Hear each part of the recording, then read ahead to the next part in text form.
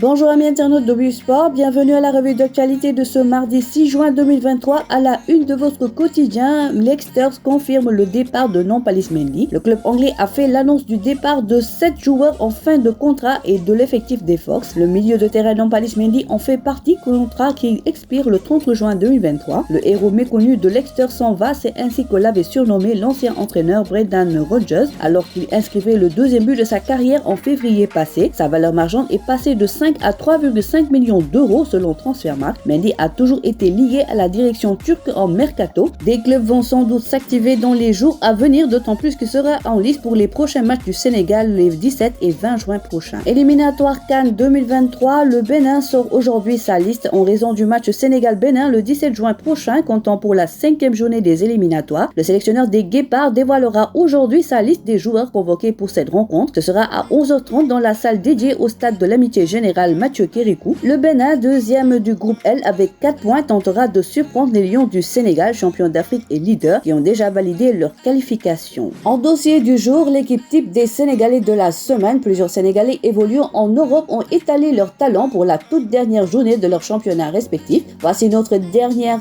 Team of the Week de la saison avec Mouri Diaw qui finit en feu d'artifice. Lamine Gassama caresse l'élite, le sauveur Pape Djibril Diaw, Arona Sangaté joueur d'élite, Mortala Gueye percutant, Chernias vainqueur de la Coupe de Suisse, Pape Gueye finit bien, encore et toujours Nicolas Jackson, Philippe Kenny voit double, May Diagne encore buteur, Amadou Sagna impressionnant. Direction Villarreal, l'entraîneur de Villarreal a refusé d'exclure la possibilité que Nicolas Jackson quitte le club durant le prochain mercato estival. Après son transfert avorté à Bournemouth en janvier dernier, le joueur de 21 ans a fini la saison en 30, marquant 9 buts et délivrant 2 passes décisives sur les 8 dernières journées de championnat pour un total de 13 buts et 5 passes décisives cette saison. Ces prestations qui l'ont ramené en équipe nationale ont déclenché les rumeurs de départ, ce que n'écarte pas d'ailleurs Kike Sentier qui apprécie les services rendus par Jackson. Pour le cas Salou Ciss, après le sacre du Sénégal lors de la Coupe d'Afrique des Nations 2022, Salou Ciss s'est retrouvé sans club.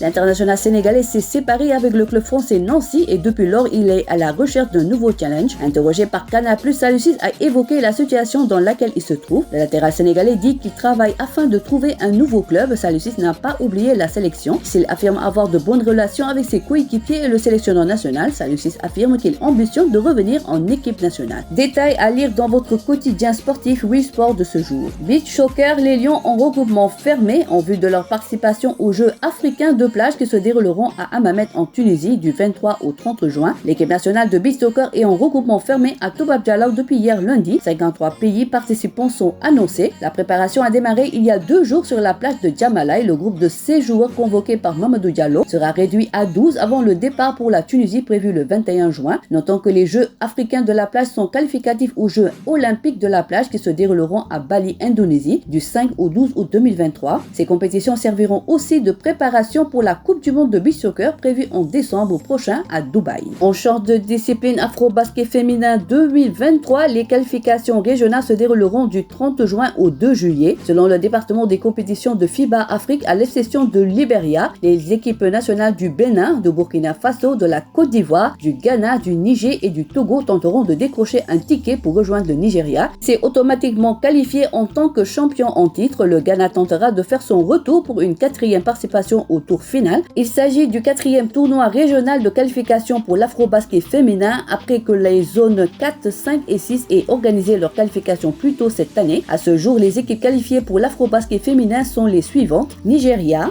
Mali, Cameroun, Sénégal, RD Congo, Égypte, Mozambique et Rwanda, pays hôtes. Les zones 1, 2 et 7 doivent encore organiser leur tournoi de qualification. On termine par du Lambre avec une année blanche enregistrée cette saison. Guigui n'a pas d'adversaire non plus en vue de la saison prochaine. C'est un lutteur qui est entre le marteau et l'enclume et doit obligatoirement prendre sa carrière en main. Du côté, il y a les VIP de l'arène qui ne veulent pas lui tendre la main pour le moment et de l'autre, les jeunes lutteurs de la nouvelle génération que Guigui ne veut pas affronter. Cette situation inconfortable lui a valu de ne pas combattre qu'une seule fois lors de ces 5 dernières années, ce qui est de trop pour un lutteur qui espère arriver au sommet. Voilà, c'est tout pour aujourd'hui. L'actualité sportive continue sur nos plateformes digitales. Le site numéro 1 du sport au Sénégal, wiwsport.com, est maintenant disponible en version application mobile sur iOS et Android. Retrouvez l'actualité du Sénégal pour tous les sports en direct sur votre téléphone: football, lambe, basket, sport de combat, athlétisme et bien d'autres disciplines. Toutes les statistiques des championnats sénégalais, les matchs, les résultats, les classements à suivre en direct sur votre application Busport.